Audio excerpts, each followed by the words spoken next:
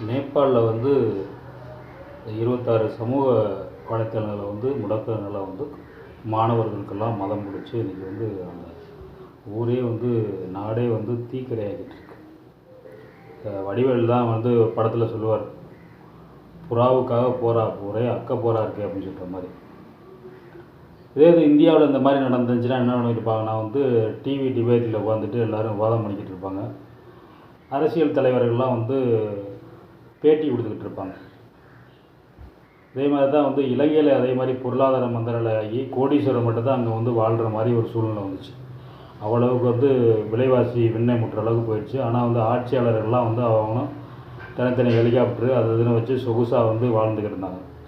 மக்கள் வெகுண்டு எழுத்து முன்னாள் அதிபராக இருந்ததுன்னா முன்னாள் அதிபராக இருந்ததுன்னா பிரதமராக இருந்ததுன்னா யாராக இருந்தாருன்னா எல்லாம் வந்து உயிர் பிழைச்சா போதும்னா அந்த நாட்டை விட்டே ஓடினாங்க.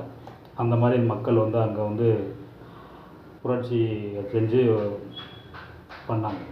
அது மாதிரி பங்களாதேஷ்லேயும் நடந்துச்சு. ஆனால் இந்தியாவில் வந்து பல விஷயங்கள் நடந்துகிட்டு இருக்குது. ஒரு விஷயத்தை வந்து வேணால் குறிப்பிடலாம். எந்த விஷயம்னா வந்து இந்த பண மதிப்பில் அதாவது வந்து தீவிரவாதிகளை ஒழிக்க போகிறோம் அப்படின்னு சொல்லிட்டு அந்த 500 ரூபா நோட்டு பழைய 1000 ரூபா நோட்டுலாம் சொல்லான்னு சொல்லி ஒரே ராத்திரியில் சொல்லி அனௌன்ஸ் பண்ணிச்சு மத்திய அரசு.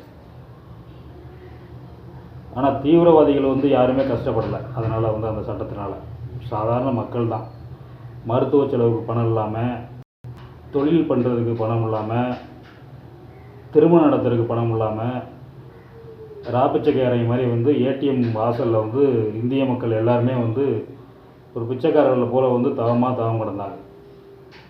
அவ்வளோதான் இந்திய மக்களால் முடிஞ்சது. இந்த யானையும் மக்களும் ஒன்று எப்படின்னா வந்து ரெண்டுமே பலமிக்க தான். யானையை வந்து ஒரு சின்ன சங்கிலியில் கட்டி போட்டாங்கன்னா வந்து அது வந்து தனக்கு பலம் இழந்து போச்சுன்னு அதை நினைக்குது. மக்கள் வந்து அது சட்டத்தை மதித்து வந்து அதை விட்டுறாங்க. ஆனால் இந்திய மக்களுக்கு வந்து தெரிஞ்சதெல்லாம் இந்த இப்போ நேபாளில் நடந்த மாணவருக்கு பிடிச்ச மதமோ இல்லை வந்து இலங்கையில் மக்களுக்கு பிடிச்ச மதமோ இந்திய மக்களுக்கு பிடிக்காது. ஏன்னா வந்து இந்திய மக்களுக்கு பிடிச்ச மதம்லாம் வந்து அது வேறு மதம் தான். அது உங்களுக்கே என்னென்னு தெரியும்.